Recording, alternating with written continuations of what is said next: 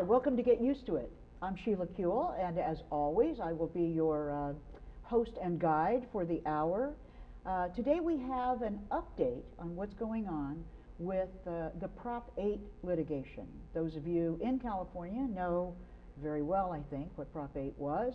An initiative passed by the people of California by a little bit to put something in the Constitution that says that our marriages by lesbian and gay people will not be recognized in California. Lots of court stuff going on in different courts, and that's what we're going to catch up on today. I have two wonderful guests to discuss this and let us know where we are even just at this moment.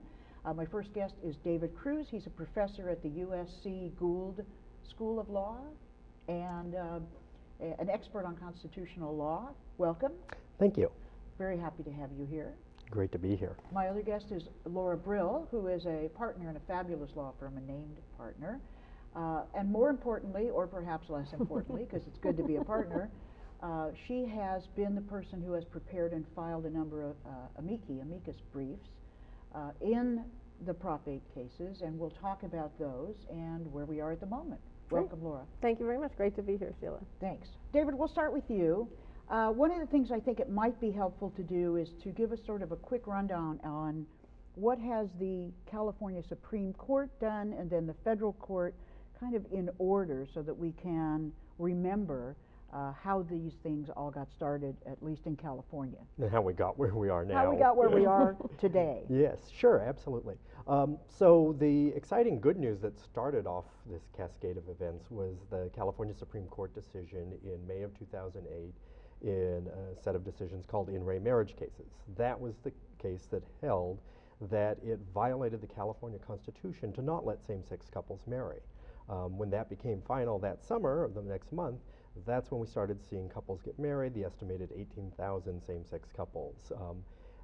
However, looming over all of these marriages was Prop 8, which had been out for signatures, which got qualified to go before the ballot. Let me interrupt you for just a second, because since you are, I guess maybe all of us are con law theorists, but you're the expert.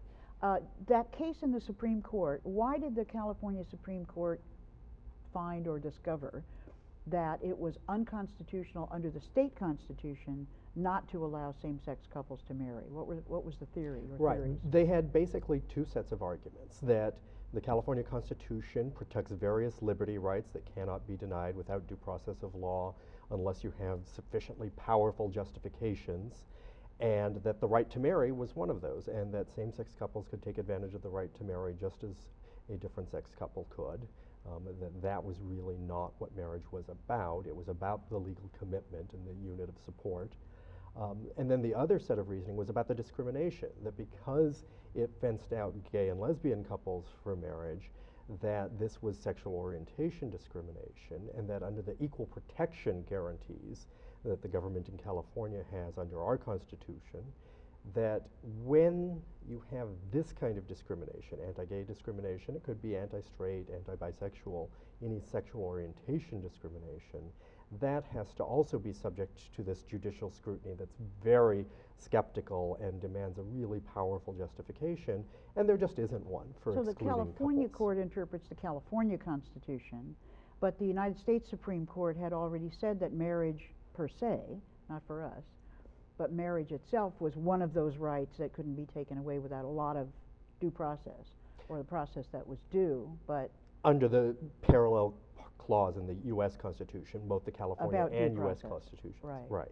But in terms of equal protection, did the California Supreme Court go farther than they had about sexual orientation, or were they just saying, yes, we no, really this mean was it? This was a new development. This was one of the exciting things that the court decided. In line with the big weight of scholarly opinion on this, is that sexual orientation discrimination really is the kind that needs the highest degree of judicial protection. That there has been this long history of purposeful discrimination against lesbian, gay, and bisexual people, that sexual orientation generally doesn't have anything to do with your ability to contribute to society, and that the discrimination had been motivated by stereotypes and prejudices in most cases. And then Prop 8. Right. So as couples were getting married, this measure came down, and the fight to try to convince the public to vote one way or another on it went on through the summer and early fall. In the November '08 elections, we saw a very high turnout of voters in California, and as you mentioned, by a narrow measure, Prop 8 was passed. Because the California Constitution had relied, because the California Supreme Court had relied on the California Constitution to strike down the marriage ban that we had in our statutory law, Prop 8 changed the California Constitution and said, okay, if we can't win under the existing rules, we'll change the ground rules. And they wrote the ban on same-sex couples marrying into the state constitution. So that went into effect then November 5th of 2008. And then? Then we basically immediately that day saw a lawsuit filed arguing that this was not permissible once again under California law. Although the voters can change the Constitution through an initiative measure, they can only make certain kinds of changes, things that are deemed more minor called amendments, as opposed to a more profound or far-reaching change called a revision. And the argument that was because you're taking away fundamental rights from a group, because you're taking them away from a group that is the victim of this history of purposeful discrimination and gets this kind of heightened scrutiny from the judiciary, that this is a really profound change in how the courts can protect individual rights of people under the state constitution. So that lawsuit got litigated. It was filed in the state Supreme Court. They agreed to hear that challenge, which was based on these procedural rules for what voters can and can't do in California law. And how is a revision accomplished in California law if not by a vote? It is by a vote, but it has to start in the legislature. You either need 2/3 of each house of the state legislature to vote in favor of a proposed revision and then send it to the people for a vote, or you need the same margin, 2/3 of each house, to vote in favor of a state constitutional convention to let the people decide, well, what kinds of changes would we like? That's what some people are batting about now with respect to things like our budget and our redistricting, our political system. But in either case, the key is you need this supermajority vote of 2/3 of each house. Since our legislature had voted twice to pass marriage equality bills, that was just not going to happen. Right. And that's why the proponents of Prop 8 took it as an initiative measure. So it sounds like a good legal theory, but it was, but at the end of the day, the California Supreme Court split 5+1, basically 6 votes upheld it. Justice Carlos Moreno, who has just announced his retirement, gave us the lone dissenting vote that said, yeah, this really is a profound change about the way that our courts protect individual fundamental rights and shouldn't be adopted through this not deliberative mechanism, through a way that facilitates sound bites that are misleading and causes the people to adopt something that arguably is in deep tension with our basic constitutional commitments. But the California Supreme Court said this initiative had appropriately addressed this issue, and therefore they upheld it, which didn't mean that it did away with their original opinion, right? In other words, such discrimination, the kind of discrimination, would still violate the Constitution except for marriage because of Prop 8, and the due process, we might see it used most of in it the is still future. there. Right. Yeah. So what the court said then was, okay, this can be validly adopted through the initiative process. It's not a profound revision. It didn't have to start in the legislature. It doesn't touch our holding that when you discriminate against gay and lesbian people outside of marriage as such, that you have to pass this very difficult test. It didn't take away the rights to all of the substantive obligations and benefits of marriage that same-sex couples had become eligible for. So as a result of that decision, something like our domestic partnership scheme is required as a matter of California constitutional law. It's not just legislative grace that gives that to couples in the state. And they also said it didn't touch any of the existing marriages that were entered into legally by same-sex couples prior to the date it went into effect. So then there was a decision to try the federal courts. Right. So now, why would that have been done? So because we had reached the end of possible state law grounds for stopping Prop 8 from going into effect, from invalidating it, holding it unlawful, that left as the only alternative federal law. The U.S. Constitution is superior to state law, and so if Prop 8's marriage ban conflicts with something in the federal Constitution, it strikes down. It's not valid. It can't have any legal effect. And so a couple of couples, same-sex couples, with their private attorneys, high profile as they may be. Rather.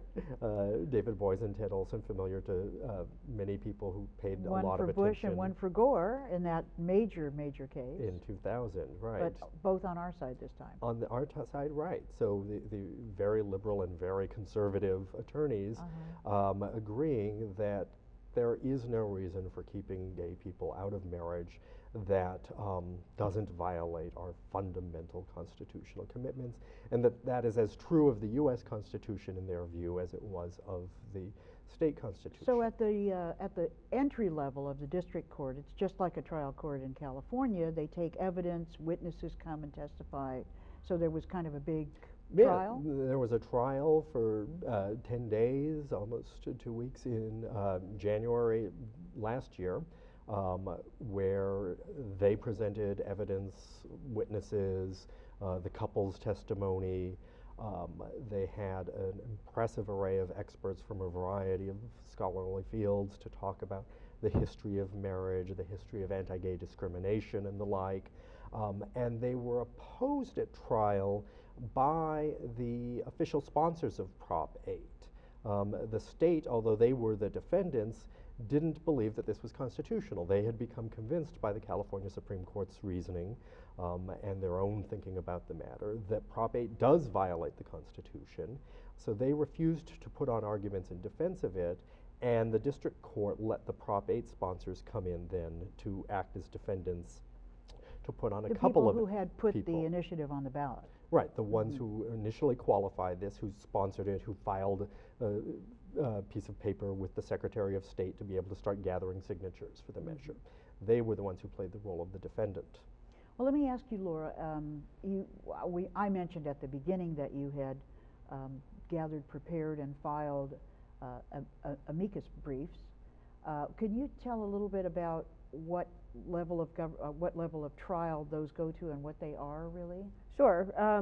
An amicus brief is a brief that's put together by somebody other than the parties who has an important point of view that the court should hear, that generally should go beyond just what the basics that the parties have briefed. And so in all of these cases, because they've been so high profile, there have been a large number of amicus briefs filed at different levels. So they've been filed at the appellate court level. Generally, they're not filed in the trial court, although they can be, but usually they're filed at the appellate court and the Supreme Court level. And so both in the marriage cases and the Prop 8 case before the California Supreme Court, there were dozens of amicus briefs filed by a really incredible array of groups chiming in to say there is a California state constitutional right to marry, and at the Prop 8 stage that you can't take away this right by, a bare majority of the people who happen to show up to vote. So who were the people that you represented?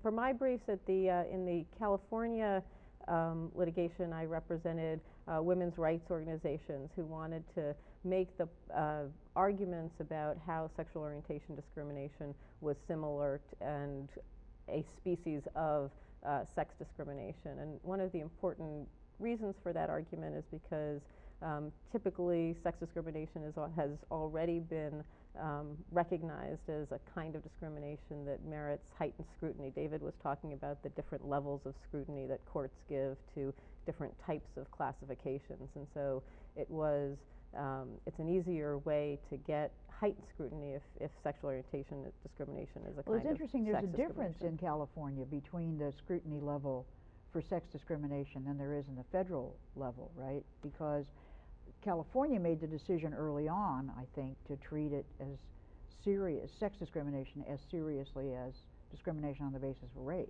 Yes, that's right. Which means that the state has to have the most, what is the language? A compelling justification. A compelling justification to do it. That's right, and so And then on the federal side, there are these sort of grades of scrutiny. So economic distinctions, like between an optometrist and an ophthalmologist, for example. Those would be the types of discrimination that the courts would typically say, well, there's reasons to discriminate, and so we don't have to look too closely about laws that make those kinds of classifications. But then you look at different ones, and well, if you're talking about people with certain kinds of illnesses, those maybe should get a little bit more.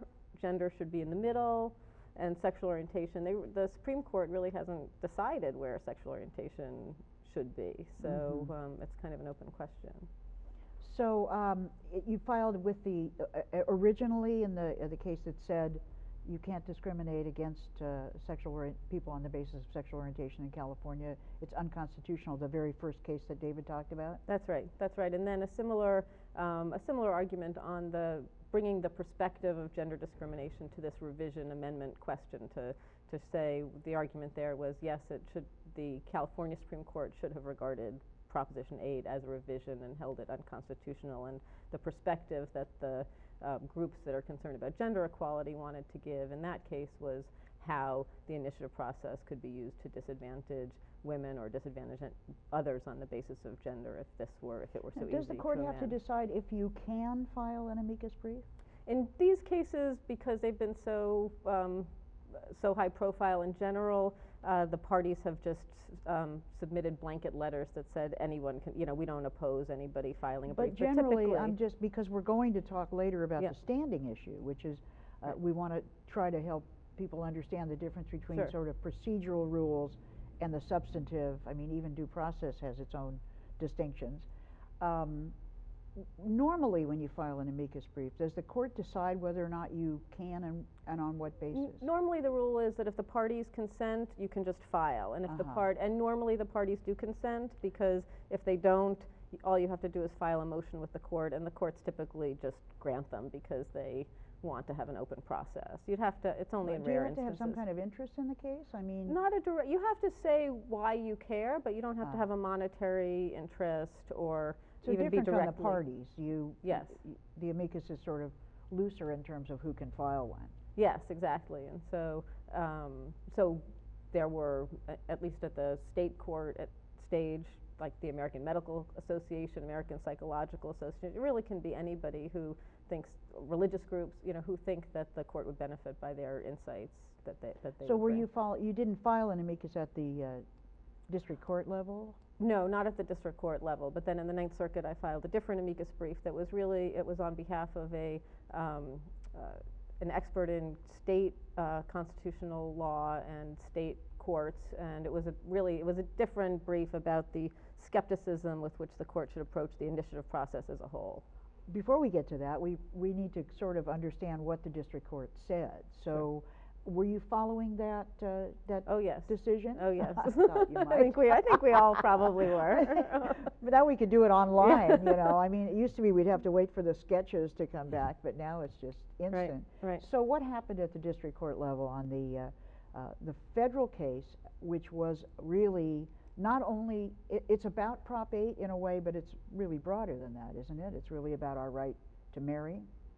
Yes, I think that's right. The trial was really interesting, and one of the best things I think to come out of it was that the judge allowed a lot of testimony and a lot of factual finding, and so his opinion is about 130 pages long and full of the evidence that our side submitted, saying about that there is no rational basis and that for this type of discrimination, and that gay people make as good parents as straight people, and that there's a real disadvantage while we have domestic partnership benefits, that there's a real difference between being called a domestic partner, which is a status that nobody understands, and if you travel to a foreign country is meaningless, and your parents don't understand, or Arizona, as opposed to being married. And so there are all these wonderful factual findings that there's no basis for the discrimination, and that the status of marriage means something. So what did the judge do on these? Was it the same kind of two theories about equal protection and due process? Yes, it was. Same types of theories. And so he found a due process violation, and he found also that discrimination on the basis of sexual orientation should be subject to heightened scrutiny, and also found that the argument that we had made in the state court that sexual orientation discrimination is a type of gender discrimination. So he had basically It's like the found, kitchen sink. yeah, on all. So he on all said of the- even though it wasn't rational to discriminate, he still thought it should get heightened scrutiny. That's right. Just in case somebody else was going to make a decision about it, not him, right? That's right, and it's an important because not a lot of in a lot of the cases that have been about federal constitutional protections for gay rights, the discrimination has been so baseless that the courts have said, well, we can strike this down on rational basis review on the sort of baseline, And because what's the there's problem no with that? It justification. sounds like a good thing if it's not even rational. No, that it's a great. Or as it's a, one standard put it, as I recall from law school, not wholly irrational. Right,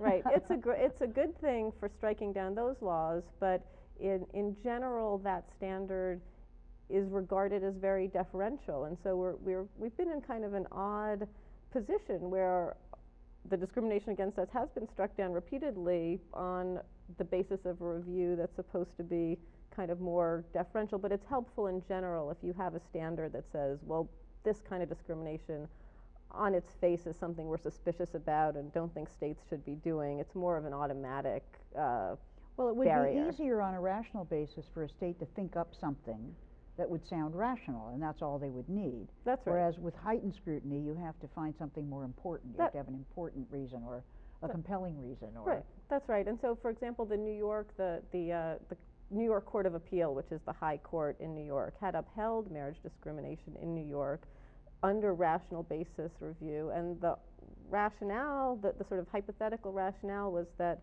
heterosexual couples can accidentally procreate, and therefore marriage discrimination is okay because gay people don't accidentally procreate, which doesn't make any sense and didn't even make any sense under rational basis review, but that's the type of sort of bizarre interest that can be asserted and that some courts have accepted. So the opinion was so favorable to those of us who would like to see Prop 8 out of the Constitution, or at least negated in the California Constitution, that somebody appealed to the next level. Now, what's the next level in a federal court from the district court? Right, the next level is the Court of Appeals, and because we're in California, it's the Ninth Circuit Court of Appeals. And it was not the state officials who were the real defendants in the case, but it was the proponents of the initiative who appealed, and So let me ask you about that. yes. Because that sounds sort of weird, right? A law passes in California. Generally, who's supposed to defend that law in court? Well, generally, the authority to litigate on behalf of the state is in the governor and in the attorney general. The governor is the supreme executive and has the power to faithfully execute the law, and the attorney general is under the governor as the person who kind of implements the state top law in lawyer the court. in the state. Right, top lawyer of their state. So, so they did.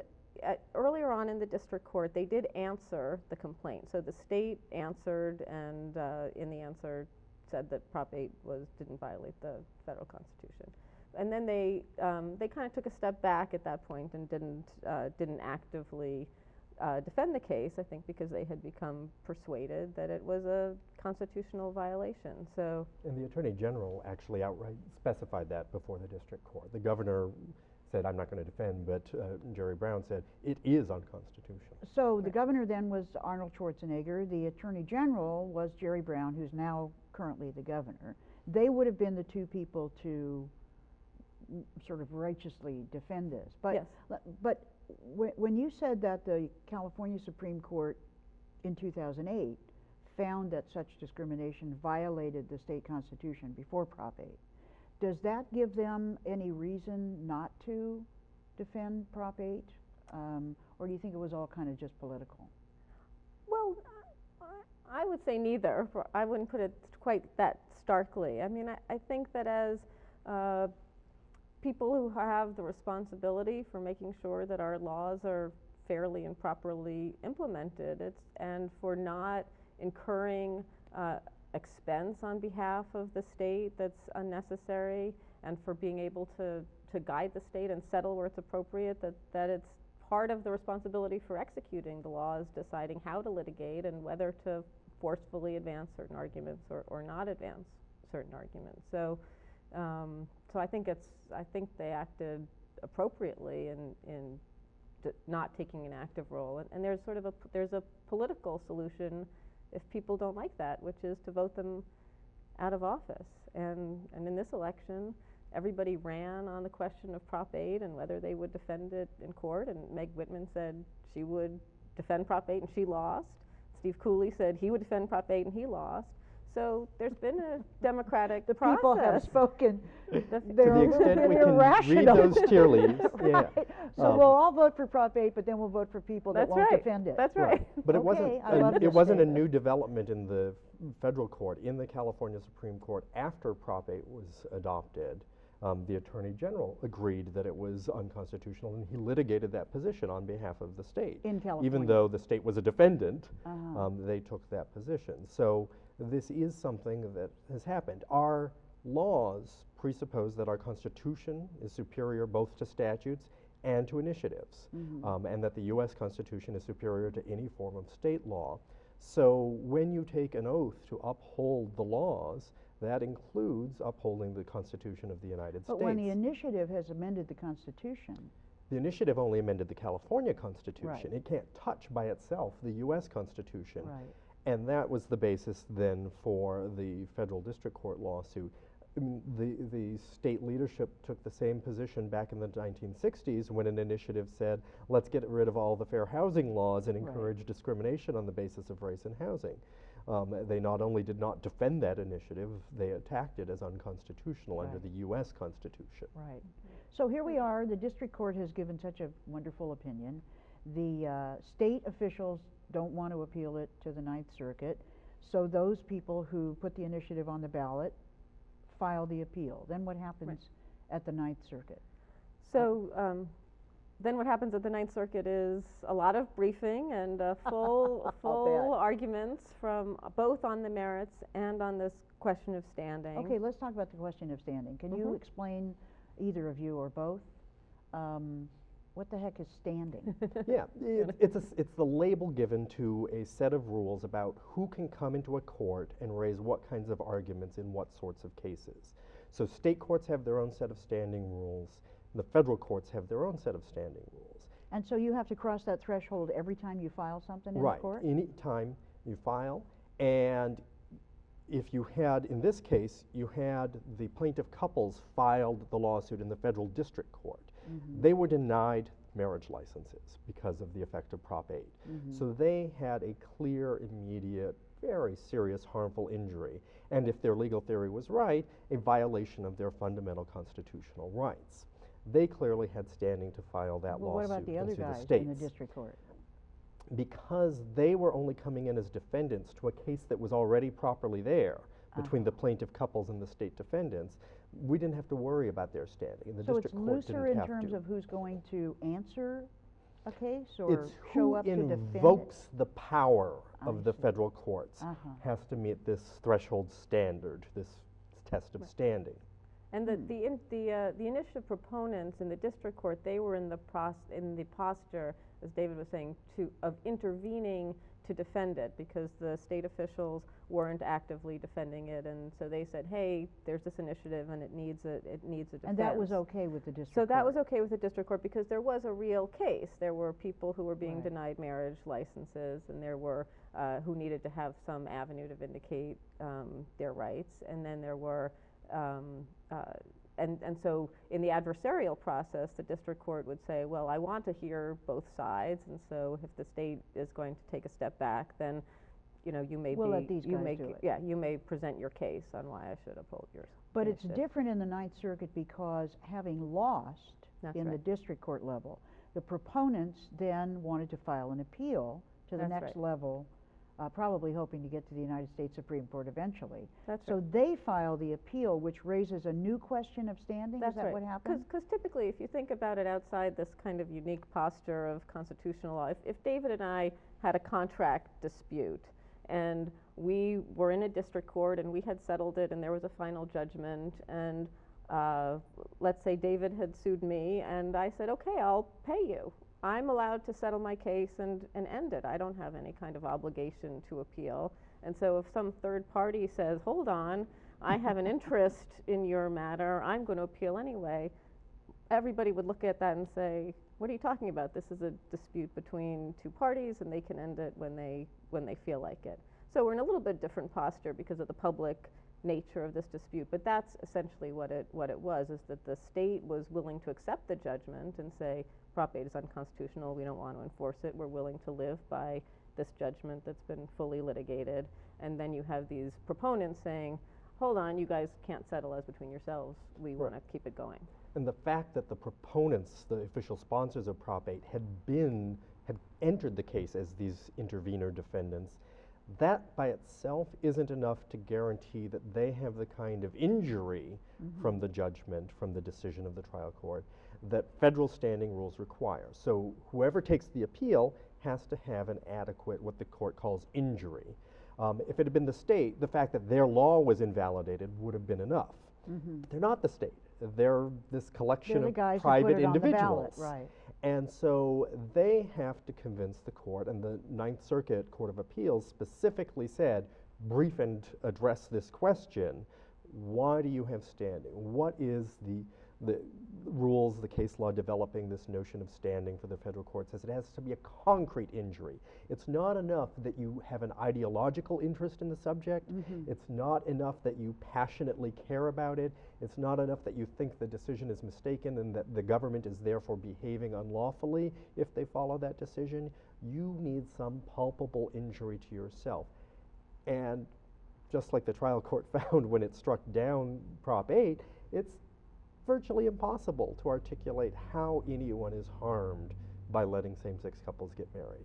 How anyone would then be harmed personally by letting Prop 8 be invalidated, be enjoined so that no one could enforce it. Well, it can't be that easy, can it, David? Because otherwise the Ninth Circuit would have said already, get out of here, which is not really what they did. So just to clarify, here's this case coming to the Ninth Circuit on appeal, on the merits from the decision that the district court judge made. But before the court will even consider the merits, they could look at whether or not the people bringing the appeal even have a right to bring the appeal. Yes, and in fact, they That's have the to look at standing it. question. They have to look at it, because if they don't have standing, then there is no jurisdiction to look at the merits. Now, before we talk about what the Ninth Circuit did with that question, what is the federal court generally, what kind of standards do they follow? Is there any precedent about people who brought an initiative being able to litigate in a federal court, just on that basis? We've got some indirect precedent. We don't have direct holdings from the Supreme Court on this, The United except States Supreme for one short, unexplained opinion with one sentence in the 1980s. The sponsors of a measure in Washington State, an initiative measure, were in a case as defendants. It was just like this one. They were in a case as defendants. The state defendants lost. They decided not to appeal. The official sponsors wanted to appeal. They were allowed to. They tried to take this up after losing at the Court of Appeal to the U.S. Supreme Court. And the U.S. Supreme Court said, we don't have jurisdiction because you don't have standing. So the appellate court in that case did think they had standing, or had decided to punt it, maybe. Yeah, I'm not sure right now quite on the details, but what the Prop 8 proponents, the sponsors, are trying to argue here is, well, that case is different because state law could give someone an interest in a case, and that then, when you lose the decision, would count as an injury for these federal standing rules. So there's this connection then. That's if how state they're law gives you arguing that they particular do have rights, standing. yeah, and so they're saying, look, there are lots of cases where ballot sponsors have been allowed in the California courts to defend the measures that they had sponsored. And they say, therefore, we should think that California law gives us a special interest different from the other 51 point whatever % of the voters it was who also voted for Prop 8, that would let us have standing, and so you should be able to hear the appeal back in the federal court. So that's the one and not very explained decision we have from the Supreme Court. We then get a more recent decision from a U.S. Supreme Court case stemming from Arizona. About which we've heard a lot lately. Yes. They seem to have this knack for getting themselves into legal trouble. Or into the headlines. At least that. Yeah. And in that case, there was a challenge brought in federal district court to Arizona's initiative-adopted English-only rule. Uh-huh. And a state employee filed this lawsuit saying you're violating the U.S. Constitution with this English-only rule. The case got appealed up to the Ninth Circuit. The state defendants didn't want to appeal, so the official sponsors in Arizona did. The Ninth Circuit, a panel of 3 judges, which is how they hear cases in the first instance, ruled and said, you guys do have standing. So You it's guys, the the same, proponents of you the guys, the initiative. proponents of the Arizona initiative, have standing because you spent this money on this and you've made this effort to get this passed, and that makes you look kind of different than the other voters who voted in favor of it. They then took this up to the Supreme Court. Before the Supreme Court opinion came down, the state employee who started the lawsuit went to another job. She left the government. So the Supreme Court said, this case is moot. You don't have the actual plaintiff anymore. She doesn't have this beef. But they went on to say more. They said, we have this very grave doubt that the ballot sponsors from Arizona actually had standing in federal courts. It's not consistent, seemingly, with our ordinary rules about the type of personal injury as opposed to an ideological injury that you have to have. And so we don't have to decide that today because the plaintiff is out of the case, but we seriously doubt that. Justice Ginsburg, one of the liberal Supreme Court There justices. ain't no about liberal with Ruth Bader Ginsburg. We could go into that on another episode. Okay. But wrote an opinion for a unanimous Supreme Court calling into doubt the Ninth Circuit's theory that ballot sponsors have standing. Well, it's an interesting question then, because from what I understand, you said it was the Ninth Circuit, the very same federal appellate bench that's going to hear, or is hearing, the appeal, the Prop 8 appeal, which also includes Arizona and other states. Yes, the and Ninth it's Circuit, two of the right? same judges. Judge Two of the Reinhart, same judges on that 3-judge panel? Judge Reinhart and Judge Hawkins, who are on the Proposition 8 So panel, were isn't on that the Arizona. But that was an opinion, right? Was it Yes. reversed by the "we have grave doubts" language of the United States Yeah, the Supreme Court unanimously had reversed them, and the Oh, other I thing, see. in So addition, it's not precedent They because they were vacated the reversed. that's right, decision. that's right. I And see. in addition to what David said, the Arizonans case had a lot of language too that the Ninth Circuit should have certified various questions of state law to the Arizona Supreme Court to Does get the their United States view. Supreme Court Yes. said they should have asked Arizona Should have what asked they thought Arizona. under their own state law. That's right, and so there was, so you've got 2 judges on the panel who were unanimously reversed in 1997 and on a were very given a similar message question. about state law. Yeah, and a very detailed question that went into a lot of explanation about why it's sort of better to decide things on state grounds rather than federal grounds if you can, and when a state hasn't answered a question, you should look to the state. And so it's not that surprising that having that kind of an opinion, they would say, well, gee, this looks pretty similar, why don't we do what the Supreme Court So suggested? what did the Ninth Circuit do? Just to review, Sure. they have the merits of the case from the district court over here on this desk.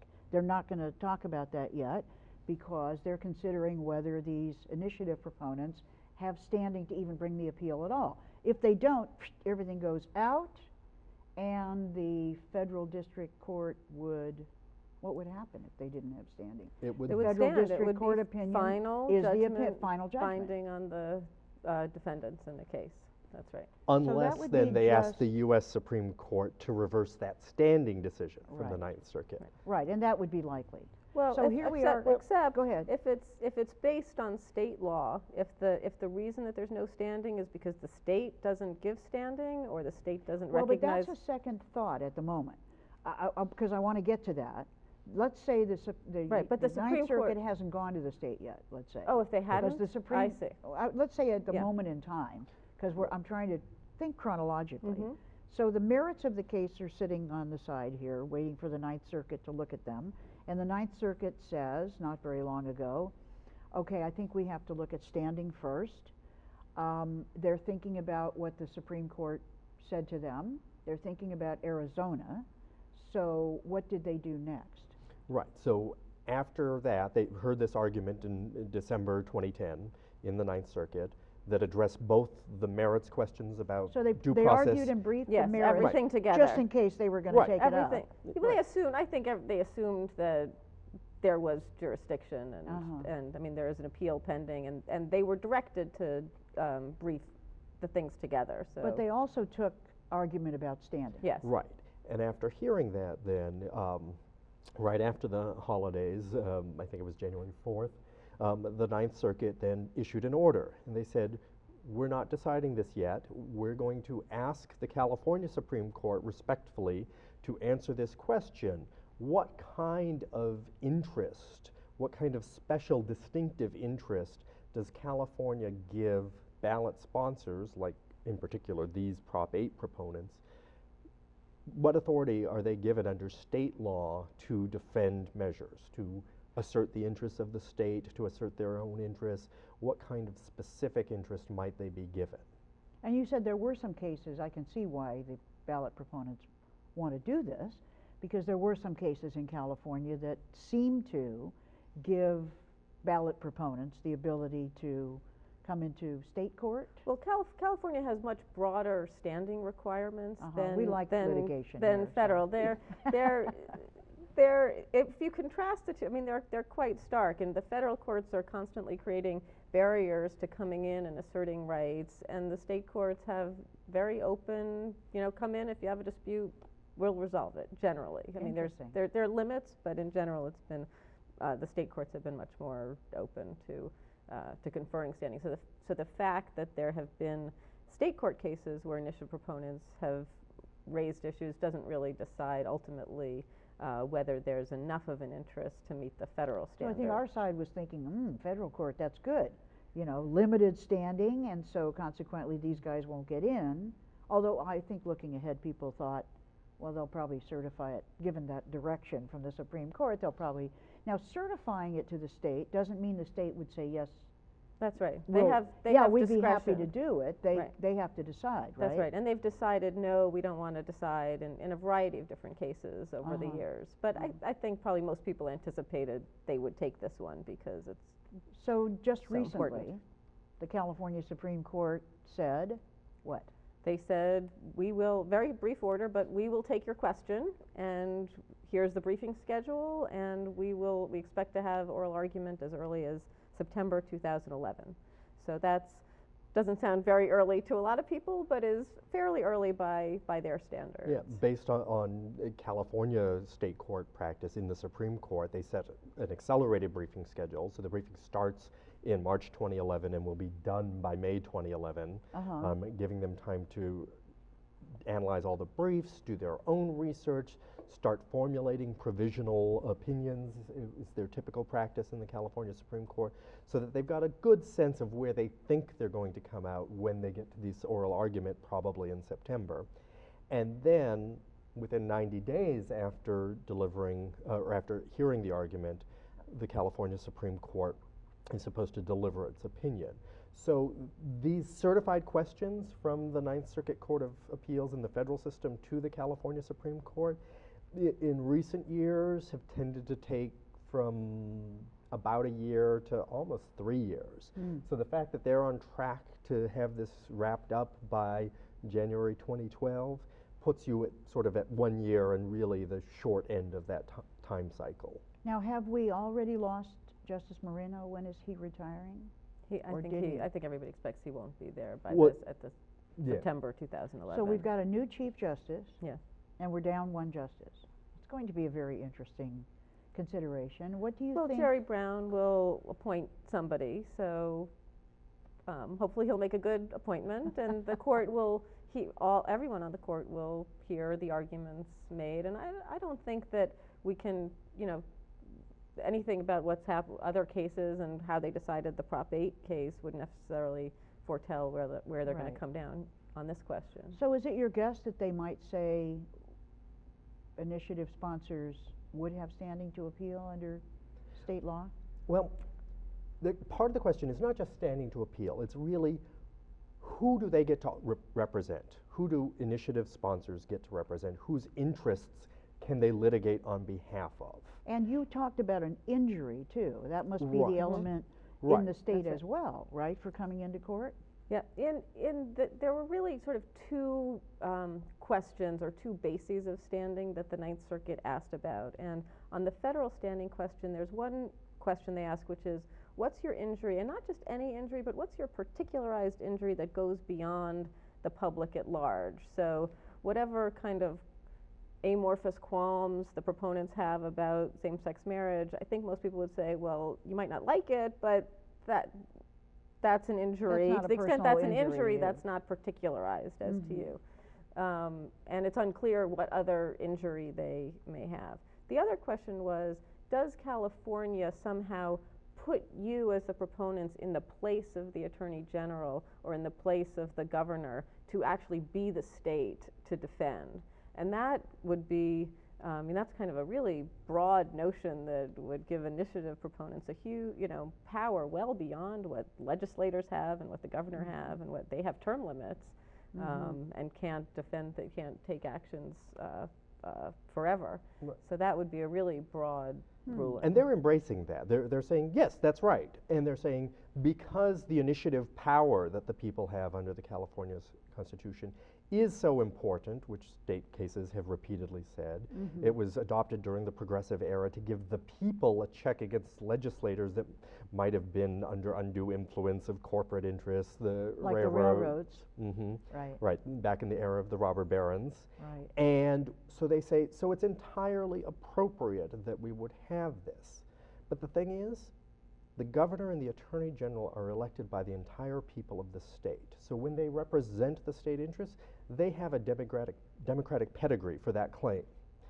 These ballot proponents do not. They were not adopted by the voters as representing our interests. Their substantive proposal, Prop 8, was adopted. Some ballot initiatives include a clause that says, and here, if this is approved, the ballot proponents will have the authority to defend this measure in court. They didn't choose to include such a provision in Prop 8. Well, that could be very telling, because sometimes, although silence can not necessarily be taken as the opposite of saying something in the law, as we know, still that could be very telling. They had the opportunity to put in such a clause and did not. Right, and the rest of our laws say the governor is the supreme executive and the attorney general is the person who defends the state in court, so it's not like this is a power that hasn't been conferred on anybody. It is specifically conferred, and it's conferred on the people who decided, you know what, it's in the best interest of California not to keep fighting this. Is there kind of a general notion, though, in terms of what you were talking about, that somebody should be able to be serving as the attorney general when the attorney general won't? Because we have lots of different arenas where we have the ability of the public to serve as an attorney general when these things are not being prosecuted or something, is just being ignored by those who are elected. Right, I think that is their argument, and I think one counter to that is, as we were talking about before, you know what, if you don't like what your elected officials have done, then go out and campaign against them. You have the recall power. Recall them if you think if they've defeated your initiative. And so it's not that this would be the end of the process. This is sort of one step in the process. But that's essentially what they're saying. Also in statutory law, we often put in the ability of someone to stand in the place of an attorney general. That's right. If they don't do it. That's right. But we had to specifically say that. Exactly. So your point about what was said in the initiative and was not said in Prop 8 could be very telling. That's so right. Do you have any guesses about how the Supreme Court might go? We don't know who the 7th Justice is. We don't know much about the new Chief Justice, but well, I don't like to guess. I think they'll look at it really fairly, and that I think if anyone does look at it fairly, the consequences of having unelected officials for unknown periods of time taking positions that the state itself doesn't want to take and preventing the state from settling litigation, it's a very troubling idea that random people think of the initiative we had on the ballot about the environment. You've got principally out-of-state interests who want to take away environmental protections that the state thinks are appropriate. Let's say it had passed and there were a federal ruling that this violated some kind of federal environmental protection, and the elected officials said, we can live with that because we think that this was not an appropriate, it's bad for the state economy, it's bad as a matter of the environment, it's bad for all these other reasons. We're not going to keep it up. So the idea that somebody else, because they had $1 million and were able to get something on the ballot and get people to adopt it, can defeat that.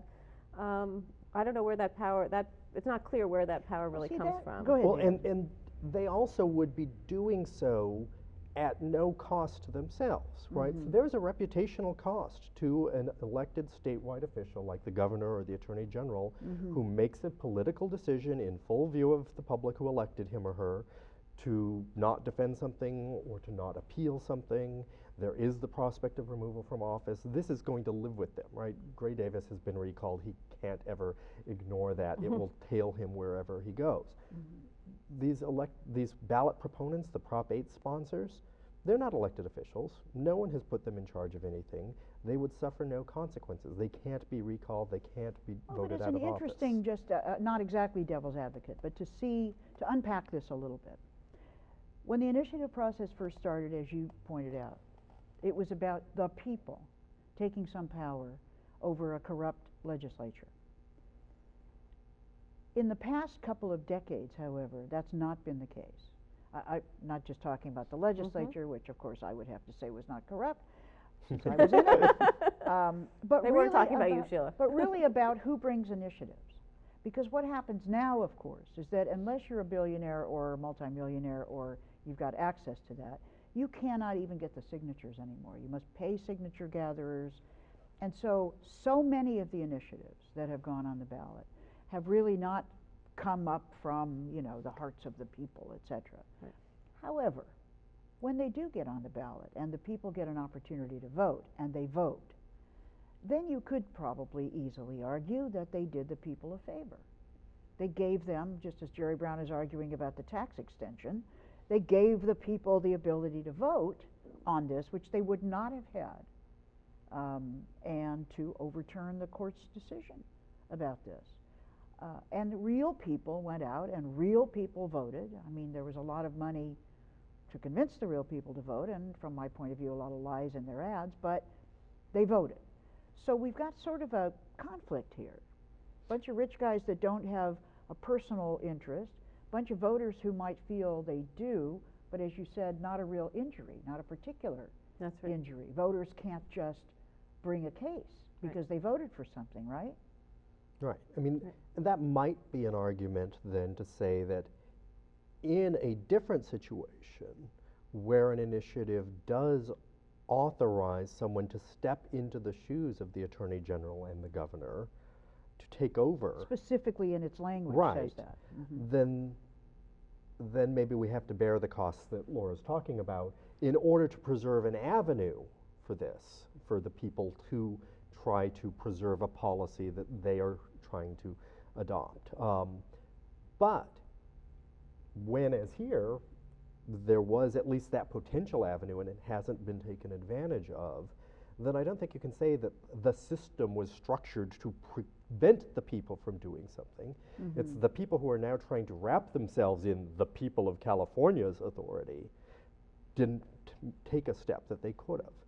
We would have seen a different fight if you had said William Tam is going to be authorized to represent all of us.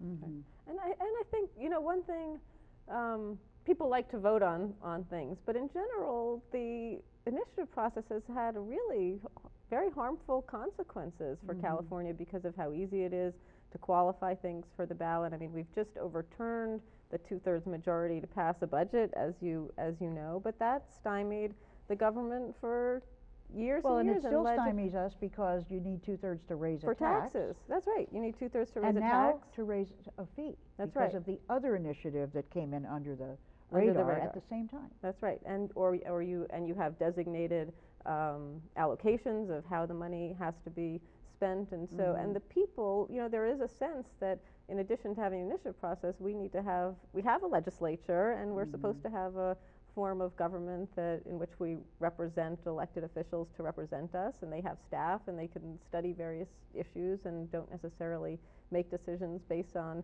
soundbite misleading television ads. And they have to have conversations with their colleagues and engage in that deliberative process. Right, so there is a real tension, but it's not a bad thing for the tension to end up with the power being in elected officials who are representatives. So as a last question, because you won't believe this, but we've only got 3 minutes left in the hour. I know it goes fast, doesn't it? Will the California Supreme Court consider whether the initiative proponents are injured in some way if they don't get to do this? I mean, does the notion of injury play into that? Or is it simply they are given some kind of rights by something?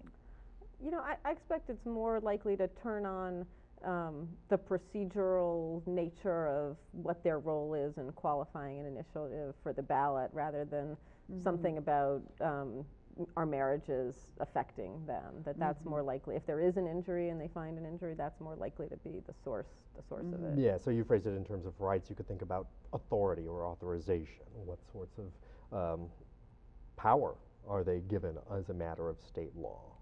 Well, it's interesting how what interest you would have bringing an initiative to ballot. And I guess that's what we're going to see by the end of the year, or by theoretically September. Yeah. I mean, without a vote of the people specifically saying, we are putting our trust in you as individuals, they're like a committee or a set of lobbyists who draft a proposal for the legislature to consider. The people step into the shoes of the legislature with an initiative. They're the ones who vote on this. The people who suggested it, they're no one. But the voters don't have the right to appeal either, because all they've done is vote. Right, and legislatures typically don't unless they take a vote to authorize someone to defend a lawsuit. Well, I know this all sounds a little sort of complicated and arcane, but I thank you both very much for being on the show, and I look forward to, you know, we're going to keep doing iterations of this as the California Supreme Court says what they're doing, and then we go back to the Ninth Circuit, and maybe. So we'll see. So thank you both very much. Thank you for being with us. These rules affect your life. So being informed is a good thing. Get used to it.